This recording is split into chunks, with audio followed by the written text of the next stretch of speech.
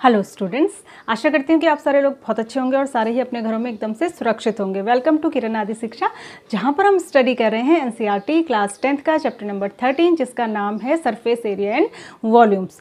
इसके मैंने सबसे पहले आपके साथ जो है इसके फॉर्मूलाज डिस्कस किए थे पिछली 2-3 वीडियोज़ में, और डिफरेंट टाइप के फॉर्मूलाज हमने डिस्कस कर लिए हैं। कोन से related, circular, right circular cylinder से रिलेटेड, स्फेयर से रिलेटेड, क्यूब एंड क्यूबॉइड से रिलेटेड, क्योंकि वो इसका बेस था और उनको समझना बहुत ही ज़रूरी था। अभी तक हमने एक्सरसाइज स्टार्ट नहीं की थी, लेकिन आज वो टाइम आ गया है जब हम इसकी एक्सरसाइज को स्टार्ट करेंगे।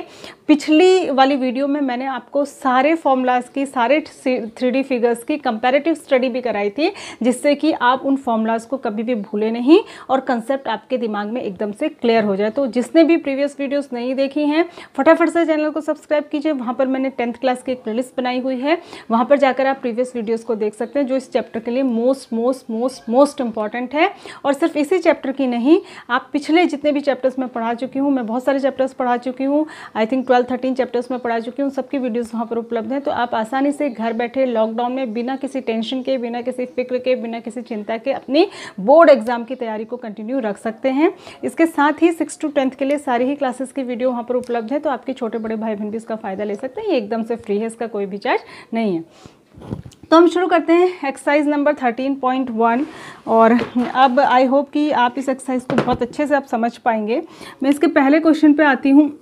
देखिए, 2 cubes each of volume 64 centimetre cube are joint end to end. ठीक है, 2 क्यूब, समझो कि 2 क्यूब के शेप के डब्बे और हमने उन्हें चिपका के रख दिया कुछ इस तरीके से। मान लिया ये एक क्यूब है, बहुत अच्छा, मेरे से शायद ना बन पाए। ठीक है,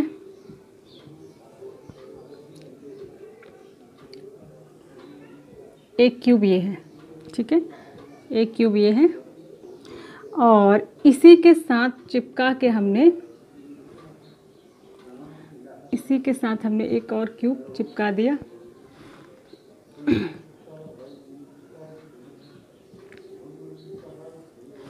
ठीक है,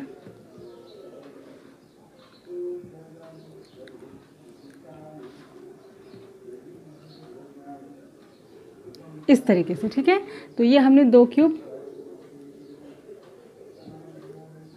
एंड टू एंड चिपका के हमने 2 क्यूब्स रख दिए, और इसमें से जो हर एक का, जो इसका वॉल्यूम है वो भी 64 सेंटीमीटर क्यूब है, और जो इसका वॉल्यूम है वो भी 64 सेंटीमीटर क्यूब है, दोनों सेम है। Find the surface area of the resulting cuboid. ठीक है, तो अब ये जो क्यूबॉइड बन गया है, इसका हमको सरफेस एरिया निकालना है। ठीक है, तो सरफेस एरिया इसका निकालना है, तो सरफेस एरिया निकालने के लिए इस क्यूबॉइड की लेंथ, ब्रेथ और हाइट पता होनी चाहिए। ठीक है, तो सबसे पहले हम ये देखेंगे कि जब हमने 2 क्यूब्स को चिपका के रखा तो किस चीज़ में फ़र्क पड़ा, क्या चीज़ चेंज हुई। देखिए, ऊंचाई तो उतनी ही है जितनी क्यूब की थी, उतनी ही क्यूबॉइड, अगर इसको पूरा आप एक क्यूबॉइड समझ लें, क्योंकि अब इसकी लंबाई बढ़ गई है, तो क्या हुआ, ऊंचाई उतनी थी, मतलब एच तो सेम रहा, उसमें कोई चेंज नहीं आया। ब्रेथ भी अभी भी उतनी ही है जितनी थी, तो ब्रेथ भी सेम रही, उसमें भी कोई चेंज नहीं आया। चेंज किस में आया, चेंज लेंथ में आया, क्योंकि लेंथ अब कितनी हो गई, डबल, जितनी इसकी थी उतनी ही और ऐड हो गई। तो लेंथ जो थी, मान लिया पहले लेंथ L थी, तो अब लेंथ जो है 2L हो जाएगी। ठीक है, तो अब हमें पहले ये पता करना पड़ेगा कि पहले क्या थी इसकी साइड, ये जो क्यूब दिए थे इनकी साइड पहले कितनी थी। ठीक है, तो हम वॉल्यूम ऑफ ईच क्यूब कितना दिया है, each cube equals to 64 centimetre cube दिया है। ठीक है, अगर लेट साइड इक्वल्स टू, अगर इसकी साइड को जो है ए सपोज कर लें, जो क्यूब हमें दिए थे उसके साइड को अगर ए सपोज कर लें, तो इसका मतलब हो गया ए क्यूब की जो वैल्यू है, यानी कि ए क्यूब ही होता है ना, side into side into side ही होता है वॉल्यूम। तो वॉल्यूम यहाँ पे मैं लिख देती हूँ, volume a cube equals to 64। तो यहाँ से जब ए इक्वल्स टू निकालेंगे, यहाँ से जब क्यूब हटाया जाता है तो दूसरी साइड को क्यूब रूट लग जाता है, तो क्यूब रूट ऑफ 64, और 64 का क्यूब रूट आपको पता ही है, सभी को आता होगा निकालना, 4 इंटू 4 होता है। तो इन तीनों में से एक सेलेक्ट कर लेते हैं, तो ए की वैल्यू जो आ जाएगी 4 सेंटीमीटर आ जाएगी। यानी कि ये जो क्यूब थे पहले 2, ये इनकी साइड कितनी थी, इनकी साइड 4 सेंटीमीटर थी, तो अभी भी जो है एच भी 4 ही होगा, ठीक है। बी भी 4 ही होगा अभी भी, लेकिन एल जो है, ये एल जो होगा न्यू एल, ठीक है, न्यू लेंथ जो होगी वो हो जाएगी 2 × 4 यानी कि 8 सेंटीमीटर, ठीक है। समझ गए मेरी बात को? तो ये हो गया। उसके बाद आप लिखेंगे कि, लिख देते हैं एक बार, हाइट फॉर क्यूबॉइड,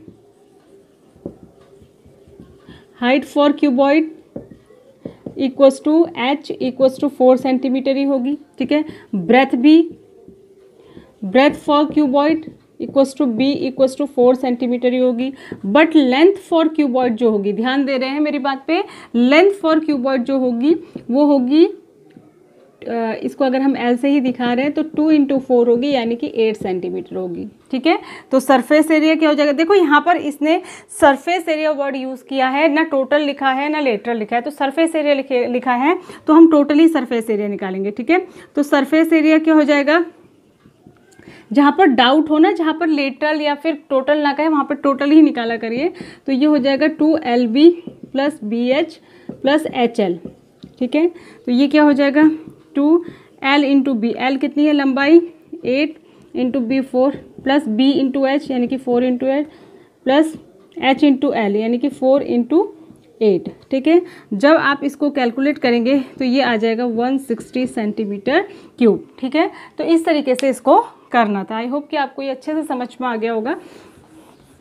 तो इस तरीके से क्वेश्चन को जो है ना आपको इमेजिन भी करना है कि कैसे फिगर बन रही होगी, जैसे ये कह रहा है, जो इसने सिचुएशन दी है, तो उसके अकॉर्डिंग पहले आपको राइट फिगर बनाना पड़ेगा, ठीक है। उसके बाद ही आप कर पाएंगे। सेकंड है, a vessel is in the form of a hollow hemisphere. देखो अब इसने लैंग्वेज में दिया है, कई बार ये पिक्चर बना के देगा, फिगर बना के देगा, कई बार नहीं देगा, तो आपको इमेजिनेशन के हिसाब से पहले उसका फिगर बनाना पड़ेगा, ठीक है।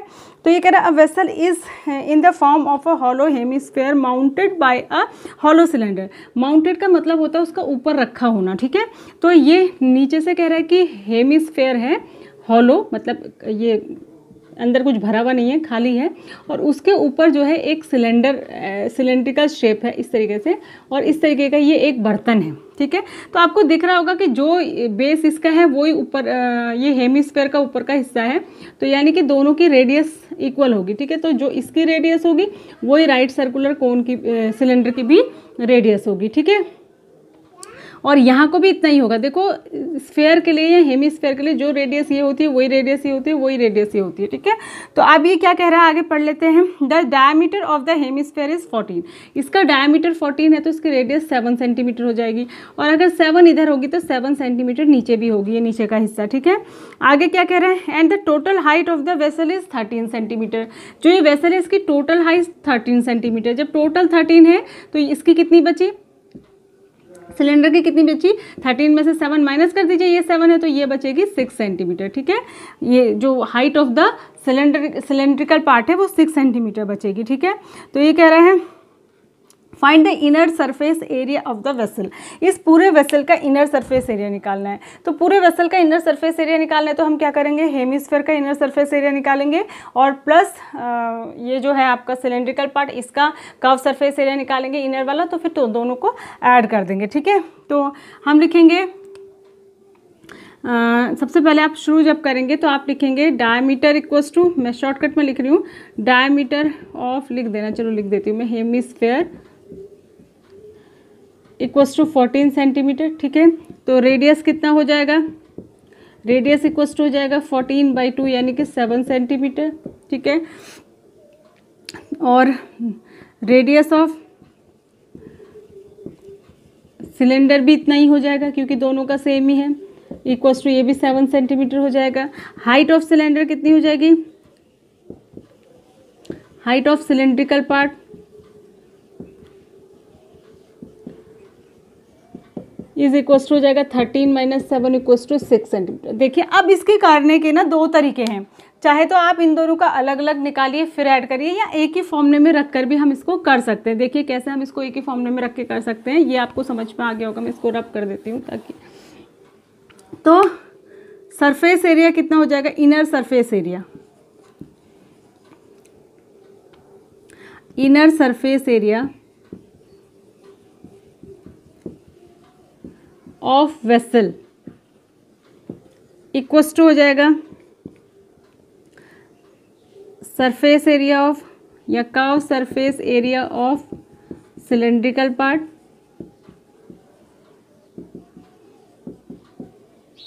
और plus inner surface area of hemisphere. ठीक है, दोनों का ऐड कर देंगे, ये होगा। अब चाहे तो आप अलग अलग भी निकाल लीजिए या एक साथ भी कर सकते हैं। 2πRH, ठीक है, इसका 2πRH होगा कर्व सरफेस एरिया, प्लस इसका क्या होगा 2πr²। अब r क्योंकि दोनों के लिए सेम है तो हम यहाँ से 2πr इधर भी आ रहा है, 2πr यहाँ पर कॉमन ले लेंगे तो यहाँ पर क्या बचेगा h प्लस आर, 2πrh+r। ठीक है, तो अब इसमें जो है आप वैल्यू रख दीजिए, तो ये हो जाएगा 2 × π है 22/7, r है 7 और h है 6 और प्लस r है 7। ठीक है, ये तो कट ही गया, तो ये हो जाएगा 2 × 22 और ये 7 और 6 मिला के हो जाएगा 13। ठीक है, जब आप इसको कैलकुलेट करेंगे तो ये आ जाएगा 572 सेंटीमीटर स्क्वायर। ठीक है, 572 सेंटीमीटर स्क्वायर, आपको दिखाई नहीं दे रहा होगा। इस तरीके से आप इसको कर लेंगे। ठीक है, तो एक साथ भी हम कर सकते हैं, इसमें कोई प्रॉब्लम नहीं है, दोनों का ऐड कर लेंगे। तो ये था आपका सेकंड क्वेश्चन। एक और क्वेश्चन हम यहाँ पे कर लेते हैं, क्वेश्चन नंबर थर्ड देखिए। अब toy is in the form of a cone of radius. देखिए, देखो एक टॉय है, ठीक है, इसमें एक कोन है जिसकी रेडियस 3.5 सेंटीमीटर है। ये खिलौना है, cone of radius 3.5 centimetre, sir mounted मतलब भी ऊपर ही रखना होता है, ऑन अ हेमिस्फेयर। ये एक हेमिस्फेयर के ऊपर रखा हुआ है। ठीक है, एक आधे गोले के ये ऊपर रखा हुआ है, इस तरीके से है। तो ये ध्यान रखना, ये 3.5 है, थोड़ा इसको ढंग से बना देते हैं, ये 3.5 है तो ये नीचे को भी 3.5 सेंटीमीटर ही होगा। ठीक है, ये बिल्कुल ध्यान रखने वाली बात होती है क्योंकि जो स्फेयर होता है वो हर तरफ से, सेंटर से हर तरफ को रेडियस बराबर होती है। ठीक है, the total height of the toy, ये भी सेम क्वेश्चन है, total height of the toy 15.5 centimetre है। ठीक है, टोटल हाइट 15.5 सेंटीमीटर है। तो find the total surface area of the toy, इसका टोटल सरफेस एरिया निकालना है तो इसका प्लस इसका निकालना पड़ेगा। अब देखिए क्या करेंगे, इसमें जब यहाँ से यहाँ तक 3.5 है और पूरा यहाँ से यहाँ तक 15.5 है, जो कोन की हाइट बची ये कितनी बची, 15.5 में से 3.5 माइनस करेंगे तो 12 सेंटीमीटर बचेगी। ठीक है, अब इसमें प्रॉब्लम कहाँ पे आएगी आपको, जब आप इसका निकालेंगे ना कोनिकल पार्ट का, तो πRL निकालना पड़ेगा और इसका तो ठीक ही है 2πr², दोनों को ऐड करना पड़ेगा। ठीक है ना, लेकिन इसके लिए हमको L चाहिए। तो सबसे पहले आप निकालेंगे स्लैंट हाइट ऑफ, अच्छा इसमें पहले मैं लिख दूँ रेडियस इक्वल्स टू 3.5 सेंटीमीटर दोनों की। ठीक है, और हाइट ऑफ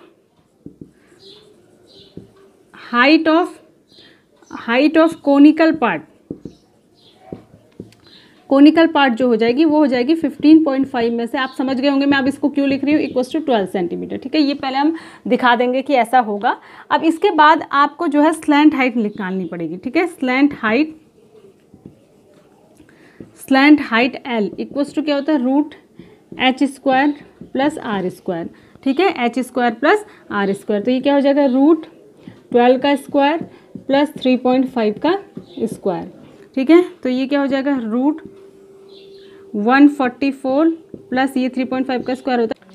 ठीक है, तो जब आप इसको सॉल्व करेंगे तो इसका स्क्वायर रूट आता है 12.5। ठीक है, तो L की वैल्यू आपकी कितनी आ गई 12.5। तो L की वैल्यू जब आपकी 12.5 आ गई तो अब आप इजीली इसको निकाल लेंगे। ठीक है, तो सरफेस एरिया क्या हो जाएगा,